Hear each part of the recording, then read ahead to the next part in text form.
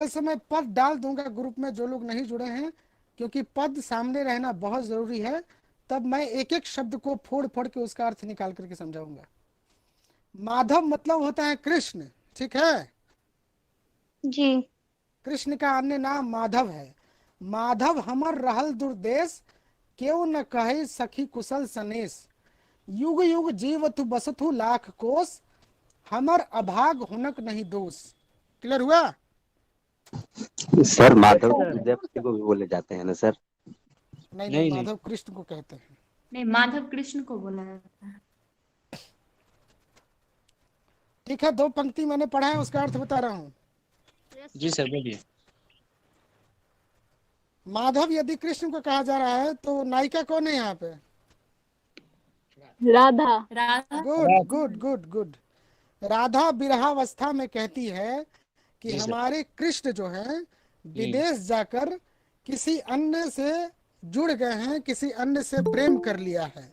कोई भी उनका कुशल समाचार मुझे नहीं सुनाता, ऐसा राधा कह रही हैं कि कृष्ण का कोई संदेश, कोई कुशल समाचार मुझे प्राप्त नहीं होता है। तो वो कहती हैं राधा जी कि वो मुझसे चाहे कितनी ही दूर क्यों न रहें, लेकिन मेरी तो हर समय यही कामना रहती है, यही इच्छा रहती है कि वो युग युग तक जीवित रहें। मैं जो विरह का दुख पा रही हूँ वो मेरे अपने भाग्य के कारण है, इसमें प्रियतम का यानी कृष्ण का कोई दोष नहीं है। क्लियर हुआ? जी सर। फिर से सुनना, फिर से सुनिए। एक एक, हाँ एक एक लाइन को समझा देता हूँ। माधव हमर रहल दूरदेश, यानी मेरे जो कृष्ण हैं वो दूर देश में रहते हैं। क्लियर हुआ? जी सर। केओ न कहे सखी कुशल सनेश, सखी से कहते कि हे सखी, उनकी कुशलता की समाचार मुझसे कोई नहीं कहता, कोई नहीं सुनाता। ठीक है। Yes sir. फिर राधा कहती हैं कि जहां है वो हमारे जो प्रियतम श्री कृष्ण हैं, जहां है मुझसे लाख कोस दूर हैं, वो जहां है युग युग तक जिए, लंबा जीवन काल हो उनका, उनके प्रति मैं अपना प्रेम प्रदर्शित करती हूँ। और हमारे भाग में जो ये वियोग की पीड़ा लिखी है, इसमें जी उनका कोई दोष नहीं है। ये हमारा अपना बदनसीबी है कि मैं उनके वियोग से पीड़ित हूँ, उनके वियोग को झेल रही हूँ। क्लियर? जी जी। सर। जी कौन सर। बोलेगी? कौन बोलेगी या कौन छात्र बोलेगा? हम आलोक बोले क्या सर? आलोक कल कल आप बोल रहे थे, उसके अलावा? यस सर, दीपक। हम बोलेंगे सर। हाँ दीपक, दीपक बोलो दीपक। इसमें नायिका सबको जो है मौका वह मिलेगा। विरावस्था में है, और वो कौन? नायिका राधा, हाँ ठीक है। वो विरहावस्था में है, और वो अपनी विरह को शब्दों में दर्शा रही हैं। वो बोल रही हैं, माधव हमर रहल दूर देश, हमारे माधव, हमारे प्रियतम जो है वो दूर देश में रह रहे हैं। एको कोई न ठीक है, कहल सकी। जी सर। हाँ हाँ ठीक है, सही जा रहे हो दीपक, सही जा रहे एको हो। कहे सकी कुशल सनेश। उनका कुशलता का मतलब उनका कुशलता का बात जो है किसी के माध्यम से हमको पता नहीं चल पा रहा है। जुग ठीक जुग है। जीवतु बसहु लाख कोस। वो उनका उम्र बहुत लंबा हो, वो मतलब हमसे कितनो दूरी पे रहे, फिर भी उनका उम्र बहुत लंबा हो। हमर हम्म। अभाग उनकर नहीं दोष। ये जो मतलब हम दोनों एक साथ नहीं है, वो मेरा अभाग मतलब मेरा भाग्य दुर्भाग्य, में वो मेरा नहीं है, दुर्भाग्य। इसलिए वो हमसे अभी दूर है। इनमें उनका चलो, कोई बहुत दोष नहीं सुंदर है। प्रस्तुति दीपक, बहुत सुंदर प्रस्तुति। और कोई? हाँ सर, हम सर। भी दे सकते हैं। कौन हाँ कौन, सर। नाम बताओ, नाम बताओ। भव्या। बोलो। सर, इसमें राधा जी, विद्यापति जी लिखते हैं कि राधा जी बोल रहे हैं कि माधव हमारे दूर देश चले गए हैं, और वहाँ वो परस्त्री के प्रेम में, मतलब परस्त्री से संबंध में है। लेकिन कोई वे भले ही हमसे दूर है, पर स्त्री लेकिन के प्रेम में पड़ कोई गए। उनका हाँ। नहीं सर, मतलब उससे प्रेम संबंध में है। हम्म। कोई मेरे माधव का मुझे कोई संदेश नहीं देता है कि वो कैसे हैं। वे भले ही हम्म मुझसे लाखों कोस दूर हैं, लेकिन मेरी भगवान से यही प्रार्थना है कि वह जुग जुग जिए, हम्म। युगों तक, युगों तक जिए। और ये कह रही हैं कि भले ही वे मुझसे दूर हैं, हम उनसे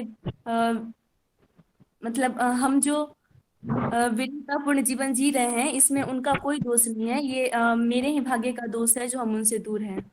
चलिए, बहुत बहुत उम्दा प्रस्तुति। आगे बढ़ूं? हाँ सर। जी सर। सबको क्लियर है ना? हाँ सर। Yes sir. चलिए। माधव हमर रहल दुर्देश, केउ न कहि सखी कुशल सनेश। युग युग जीवत बसथु लाख कोस, हमर अभाग हुनक नहीं दोष। हमर कर्म भेल बिहि विपरीत, तजलनी माधव पूर्बिल विपरीत। नायिका कहती है कि मेरे अपने ही कर्मों से विधाता मेरे विपरीत हो गया है, यानी मैंने ऐसा कोई कुकर्म किया है कि ब्रह्मा ने मेरे भाग्य में वियोग लिख दिया और कृष्ण ने पहली प्रीति यानी पहले प्रेम को भुला दिया।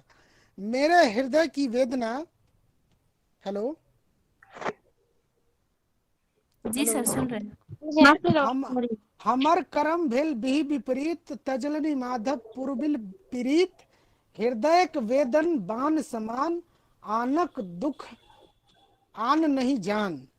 नायिका कहती है कि मेरे अपने ही कर्मों के कारण ब्रह्मा ने मेरे भाग्य में वियोग लिख दिया और कृष्ण ने अपना पहला प्रेम जो मुझसे किया था वो भुला दिया। मेरे हृदय की वेदना बाण के समान दुख दे रही है, अर्थात जिस प्रकार बाण का आघात भयंकर वेदना पहुंचाता है, उसी प्रकार प्रियतम के द्वारा की गई उपेक्षा, नजरअंदाजी मुझे व्यथित कर रही है। क्लियर हुआ?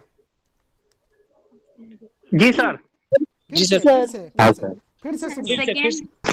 हाँ हाँ, हमर कर्म भेल बिहि विपरीत, यानी हमने ऐसे कर्म किए, पता नहीं हमने कौन से कर्म किए हैं कि विधाता, बिहि मतलब विधाता यानी ब्रह्मा ने विपरीत लिख दिया है, यानी संयोग के उलट वियोग लिख दिया है मेरे भाग्य में।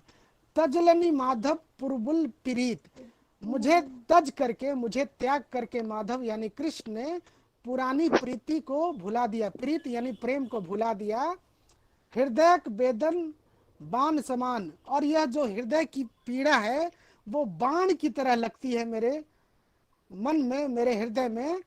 जैसे बाण का आघात मनुष्य को चोटिल करता है, उसको दुख देता है, वैसे ही विरह रूपी बाण मेरे शरीर को, मेरे हृदय को चोटिल कर रहा है। क्लियर? जी सर। जी। फिर जी से सर। नहीं नो सर। सर, समझ गए। अंत में विद्यापति कहते हैं, भनई विद्यापति कवि जयराम, दैव लिखल परिणत फल बाम। कवि विद्यापति कहते हैं कि देव ने फल की परिणति, देव यानी वही विधाता ने जो फल की परिणति है वो विपरीत लिखा है, यानी विधाता ने मेरे भाग्य में सिर्फ दुर्भाग्य लिखा है, तो मुझे सुख नसीब है ही नहीं। यानी मेरे जीवन काल में विधाता ने मेरे कर्मों का हिसाब कुछ इस तरह से किया है कि मेरे भाग्य में सिर्फ दुख आया है, पीड़ा आई है, वियोग आया है, बेचैनी आई है। क्लियर? जी सर। कोई दिक्कत पूरे पद में? नहीं। जी सर। नहीं सर। मैं नहीं संक्षिप्त सर। रूप से संक्षिप्त रूप से फिर से पुनः पढ़ा देता हूँ कि जी सर। राधा हाँ बिल्कुल बिल्कुल। कवि राधा जयराम। हाँ, कवि जयराम विद्यापति का उपाधि है, जी स्पष्ट है। विद्यापति की उपाधि है। जी राधा विरहावस्था में है, यानी विरह की अवस्था में कहती है कि हमारे कृष्ण ने, हमारे प्रियतम कृष्ण ने, हमारे प्रेमी कृष्ण ने विदेश जाकर किसी पर स्त्री से, पर नायिका से प्रेम कर लिया है। कोई भी उनका कुशल समाचार, उनकी कुशलता का समाचार, उनके अच्छे होने का समाचार, उनके भले होने का समाचार मुझे प्राप्त नहीं होता है। वो मुझसे चाहे कितनी ही दूर क्यों ना हो, वो मुझसे चाहे लाख कोस दूर क्यों ना हो, लेकिन मेरी हमेशा इच्छा रहती है, कामना रहती है, मेरी हमेशा आरजू रहती है, मिन्नत रहती है कि वो युग युग जिए और जीवित रहें, खुश रहें। मैं जो विरह का दुख पा रही हूँ वो मेरे अपने भाग्य के कारण है। इसमें मेरे प्रियतम श्री कृष्ण का कोई हाथ नहीं है, कोई दोष नहीं है। फिर नायिका कहती है, राधा कहती है कि मेरे अपने ही कर्मों से विधाता ने यानी ब्रह्मा ने मेरे अपने ही कर्मों से विधाता यानी ब्रह्मा मेरे विपरीत हो गया है, यानी उसने मेरे भाग्य में सिर्फ बदनसीबी लिखी है और कृष्ण ने पहली प्रीति को भुला दिया।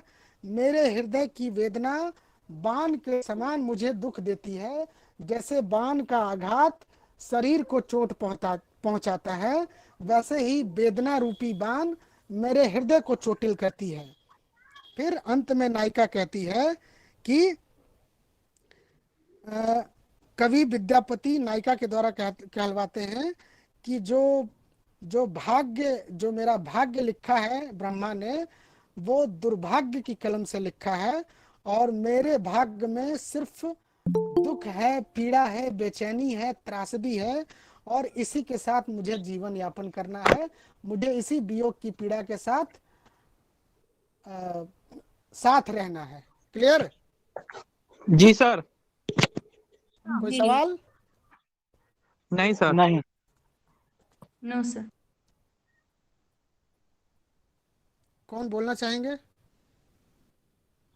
जी सर, आलोक बोलूं क्या फिर से? नहीं, आलोक नहीं, और कोई? बस दो भव्या ही सर। 3 जन हैं इसमें, बाकी लोग? हेलो, और कोई? इसका मतलब कि बाकी लोगों को समझ में नहीं आ रहा है। Hello, yes sir. हेलो, बाकी लोगों को समझ में नहीं आ रहा है।